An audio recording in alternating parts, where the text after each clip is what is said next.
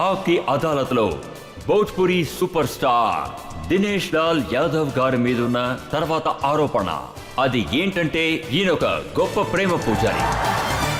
ఇలా చూడండి, మీరు ఇది ప్రూవ్ చేసుకున్నారు మీరు ఎంత పెద్ద ప్రేమ పూజారి అని.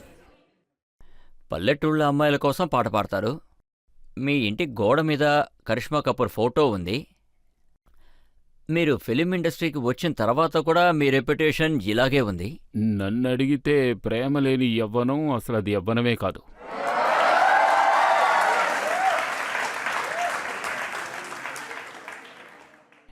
ఇప్పుడు మనకి జీవితం దక్కింది, మళ్ళీ ఇలాంటి జీవితం దక్కుతుందో లేదో కూడా తెలీదు. పైగా మనం పైకెళ్ళాక దేవుడు మనతో ఇలా చెప్తే మనకు అస్సలు ఇష్టం ఉండదు. చూడు, నేను నీకు అన్నీ ఇచ్చాను కదా, నువ్వెందుకు తిరిగి వచ్చేసావని. అందుకే నేను ఏ అవకాశాన్ని వదిలిపెట్టను. నేను కూడా వదిలిపెట్టను. నేను మిమ్మల్ని ఈ ప్రశ్న అడుగుతాను, ఆమ్రపాలితో మీకు కనెక్షన్ ఏంటి?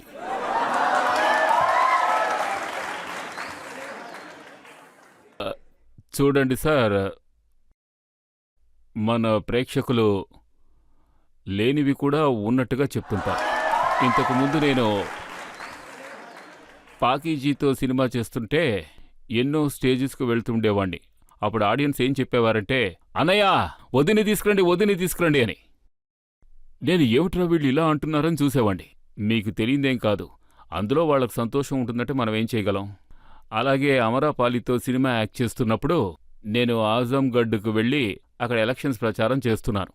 అప్పుడు అక్కడున్న జనమంతా దినేష్ లాల్ యాదవ్ జిందాబాద్, అమరపాలి వదిన జిందాబాద్. నేను వెంటనే ఎందుకయ్యా ఒకరి జీవితాన్ని నాశనం చేస్తున్నారు అనేవాణ్ణి. నాకు పెళ్ళి అయిపోయింది, 2 పిల్లలున్నారు, ఎంతో అందమైన హీరోయిన్.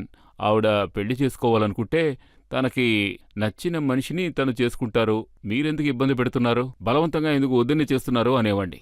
కానీ ఏం చేస్తాను సార్, ఆవిడతో కూడా యాక్ట్ చేయాల్సి వస్తుంది. ఆవిడ్ని ఒక ప్రశ్న అడిగాం, నిరువాతో మీ రిలేషన్ ఏంటి అని. ఏంటి రిలేషన్? మీకు పెళ్ళైపోయిందా? దానికి ఆవిడ సమాధానం చెప్పారు, మీరు వినండి. నిరువాతో అఫైర్. ఎంతకన్నా మంచి విషయం ఇంకేముంటుంది? ఆవిడేమన్నారంటే, నాకు ఇంత మంచి తోడు గనక దొరికితే అప్పుడు పెళ్లి చేసుకోవడానికి అర్థం గంగలో మునిగినట్టే. సార్, ఈరోజు మనం ఆప్కి అదాలత్లో ఉన్నాం, జడ్జి గారు కూడా ఉన్నారు. మీరేదైనా ఒక చట్టాన్ని సృష్టించండి. ఒక పెళ్ళాం 2 పిల్లలున్నా కూడా పెళ్లి చేసుకోవచ్చంటే చెప్పండి, చేసుకుంటారు. గత కొద్ది రోజులుగా ఇన్స్టాగ్రామ్లో మీ పెళ్లి ఫోటోస్ వేస్తూ ఉన్నారు. ఆ ఫోటోస్ని నేను ఈ ప్రజలకి ఆధారంగా చూపించాలనుకుంటున్నాను. నేనసలు ఏం చెప్పదలుచుకున్నానంటే, ఇవన్నీ చూసిన తర్వాతే జనాలకి ఆవిడ మీద వదిన అభిప్రాయం వచ్చింది.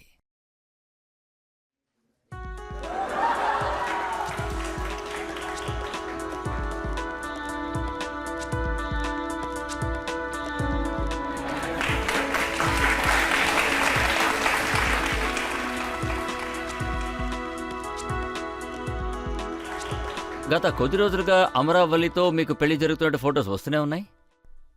ఈ మధ్య అన్ని సినిమాల్లోనూ పెళ్లిళ్ళు జరుగుతున్నాయి, నేనేం చేయగలను. ఈ విషయంలో మా అమ్మ కూడా ఎంతో కోపడుతూ ఉంటుంది సార్.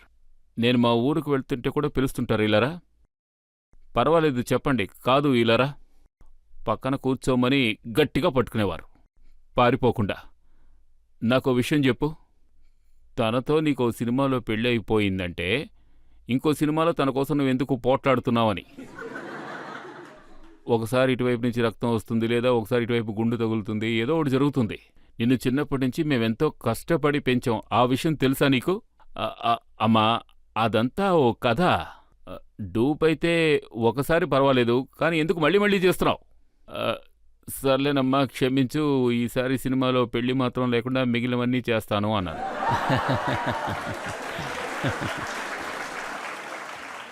కానీ అన్ని సినిమాల్లోనూ పెళ్లిళ్ళు జరుగుతున్నాయన్న విషయం నిజం కావచ్చు, ఆ ఫొటోస్ కూడా వాటిలో అయ్యుండొచ్చు. కానీ మీరు అయోధ్యకు వెళ్ళి రాముల వారిని దర్శించినప్పుడు మీతో పాటు ఇలా ఎవరైనా ఉండుంటే. విషయం ఏమిటంటే, మీరే ఆలోచించండి. ఓ సినిమాలో నేను హీరోయిన్తో యాక్ట్ చేస్తుంటే, లేదా ఏదైనా షోకి హీరోయిన్తో పాటు వెళ్తే, అది పూజించే చోటైతే అక్కడికి వెళ్ళగానే అందరూ అంటున్నారు హీరోయిన్‌తో, "మీరు వెళ్తుంటే నేను మీతో పాటు దర్శనానికి వస్తాను" అని. అప్పుడు నేనెలా చెప్పగలను, నేనే రాముడిని ఒంటరిగా దర్శించుకుంటాను మీరొద్దని? మేము కలిసి వెళ్తుంటాం షూటింగ్ టైంలో. అప్పుడు మీకు మేము ఇద్దరం కలిసి వెళ్ళినట్టుగా కనిపిస్తూ ఉంటుంది. మీరేమీ అంత ఇన్నసెంట్ కాదు.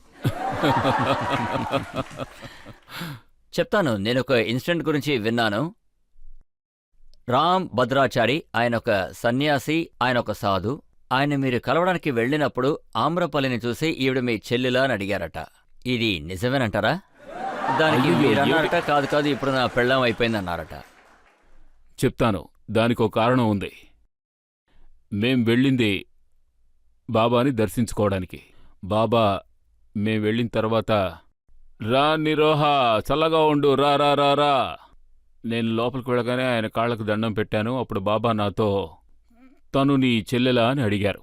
నేను బాబాతో సరదాగా, "కాదు, తను నా భార్య" అన్నాను. ఒకవేళ ఆయన మా గురువు అయితే ఆయనకంతా తెలుస్తుంది. ఆయన ఇది కూడా చెప్పారు, నేను ఆ శ్రీరాముణ్ణే చూశాను అని. ఇన్ని విషయాలు తెలిసిన వారికి 30 సినిమాల్లో నాతో పాటు హీరోయిన్గా యాక్ట్ చేసిన ఆవిడ్ని చూడలేదు. ఒక్క సినిమాలో కూడా చెల్లెలుగా యాక్ట్ చేయలేదు, కానీ చెల్లెలా అని అడిగాను. జడ్జ్ మేడం గారు మీ దగ్గర ఏదో చెప్పాలనుకుంటున్నారు. నిక్షేపంగా. ఇప్పుడు చూశారంటే పాట సంగీతం గురించి మాట్లాడటం వల్ల నేను మీ దగ్గర ఒక కోరికని పెడతాను. మీకు ఏ పాట వల్ల పేరొచ్చిందో ఆ పాటను మీరు పాడారు. కానీ శివరాత్రి అప్పుడు నేను మిమ్మల్ని చూశాను. మీ పాటలన్నిటినీ కూడా పిల్లలు చాలా మంది పాడారు. అలాంటి పారంపర్యమైన పాటల్ని మీరు పాడాలి. ఈ పాట ఆ టైంలో నేను పాడాను. कि इलाहाबाद से मैं हमार पतोह कैले बा, अजब से आइल बाई घरवा में कोह कैले बा। సో దానికి సమాధానం కూడా ఉంది.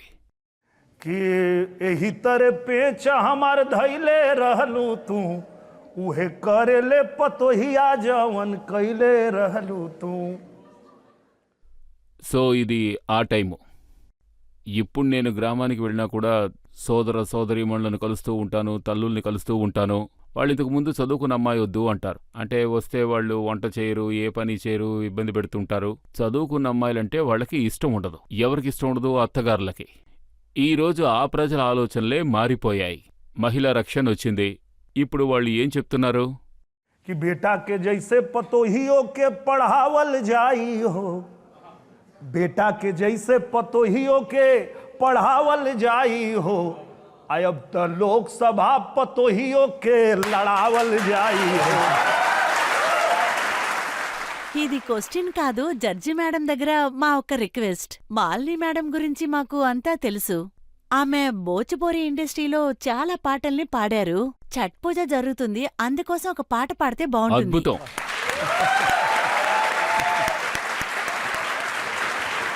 మాలిని మేడం గారు, ఇది పబ్లిక్ డిమాండ్, వాళ్ళ రిక్వెస్ట్. మీరు ఖచ్చితంగా ఒక పాట పాడాలి. ఛట్ పూజ గురించి పాట పాడమని అడిగారు. నేను పాట పాడి మీ కోరికని తీరుస్తాను. చట్టమ్మవారిని పూజించి. కానీ అంతకుముందు ఒకటి, మన చట్టమ్మవారి భక్తుడొకడు ఉండేవారు, స్వర్గీయే శారదామాత. ఆమె ఇప్పుడు ఇక్కడ లేదు. ఆమెడికి నా హృదయపూర్వక నమస్కారాలు.